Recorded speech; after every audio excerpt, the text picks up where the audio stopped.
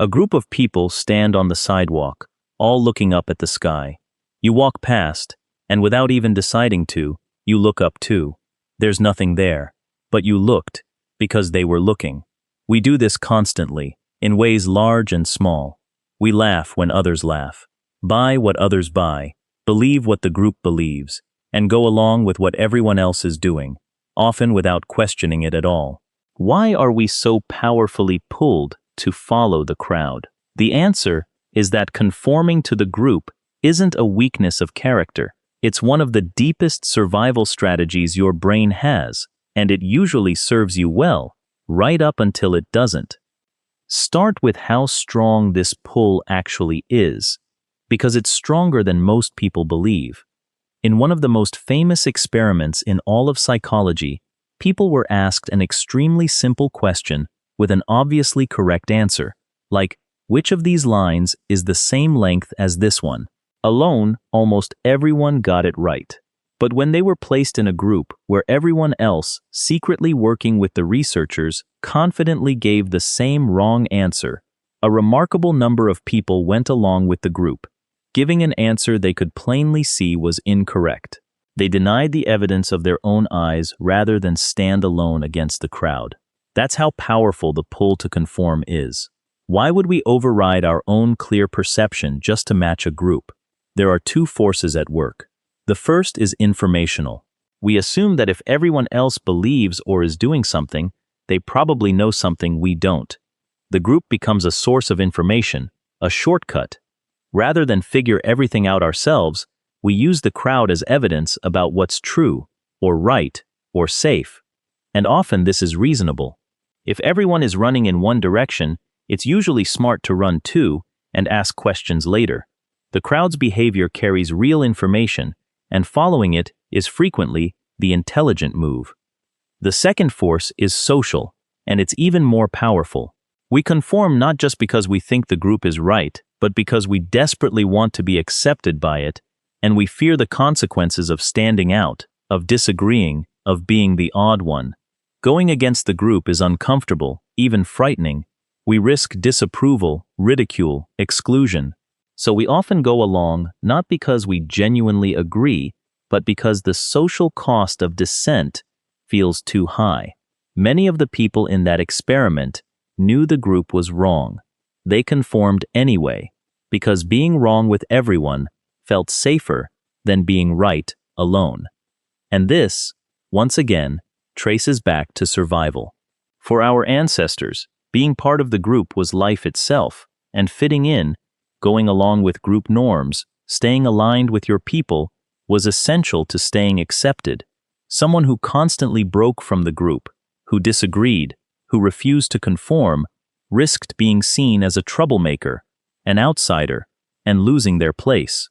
So the brain developed a strong drive toward conformity, a deep instinct to match the people around us, because matching the group kept you safely inside it, and being inside the group kept you alive.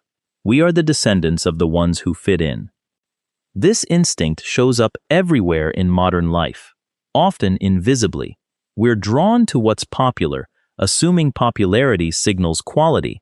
We follow trends, adopt the opinions of those around us, and feel reassured when our choices match the group's.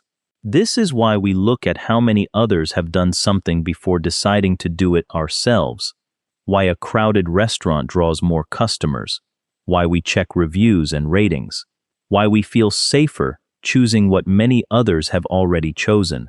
The behavior of the crowd is constantly guiding ours, usually beneath our awareness. We are far more influenced by what others are doing than we like to admit. Most of the time, this works out fine, even well. Following the crowd is an efficient shortcut that spares us from having to evaluate everything from scratch, and the group is often right. But the same instinct that usually helps us can lead us badly astray, because crowds are not always wise. Sometimes everyone is wrong together. Sometimes a group converges on a bad idea, a false belief, a harmful behavior, and the very pull that normally protects us keeps us locked in. Each person assuming the others must know what they're doing. No one willing to break ranks. The crowd can march confidently in exactly the wrong direction, and the pressure to conform keeps everyone marching. There's a particularly dangerous version of this in groups, where the desire for harmony and agreement overrides good judgment. People in a tight group can become so focused on consensus, so reluctant to introduce conflict, that they stop questioning, stop raising doubts, and collectively make a far worse decision than any individual would have made alone. Everyone privately has reservations, but no one voices them, because voicing them means breaking the comfortable agreement. So the group sails forward on a false unanimity, each member silently uneasy, all of them trapped by the very cohesion that was supposed to make them stronger. So how do you keep the benefits of following the crowd without falling into its traps? The first step is simply knowing how powerful and automatic the pull is, because conformity works best when it's invisible. Once you understand that your brain is wired to match the group, that you'll feel a real, physical discomfort at the thought of standing apart, you can recognize that discomfort for what it is, an ancient social instinct, not a reliable signal about what's true or right. You can feel the pull to conform and still pause to ask whether the crowd is actually correct or just loud and numerous. A useful habit is to deliberately separate the two questions your brain tends to merge. One question is, what is everyone else doing or believing? A different question entirely is, what do I actually think is true or right, setting aside the crowd? We constantly let the first answer the second, assuming that what's popular must be correct. But popularity and truth are not the same thing. A belief held by millions can be wrong. A crowd running in one direction can be running off a cliff. Practicing the discipline of asking what you genuinely think, independent of the group, is one of the most valuable mental habits you can build. It also helps to know that one dissenting voice changes everything. In those conformity experiments, when even a single other person broke from the group and gave the correct answer, the pressure collapsed, and people found it far easier to trust their own perception. This is enormously encouraging. It means you don't have to be fearless to resist a crowd.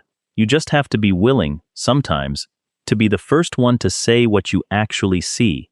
And when you do, you often discover that others were quietly thinking the same thing all along, waiting, like you, for someone to make it safe to break ranks. Courage, like conformity, is contagious. So the next time you find yourself going along with the group, looking up at the empty sky because everyone else is, agreeing with an opinion you're not sure you hold, following a crowd you haven't actually examined, pause and recognize the ancient instinct at work. Your brain is doing what it was built to do, matching the group to keep you safe inside it. And most of the time that's wise. But the crowd isn't always right. It's just always loud. Keep the instinct that serves you, the willingness to learn from others and move with your people. Just don't surrender your own eyes, your own mind, your own judgment to it.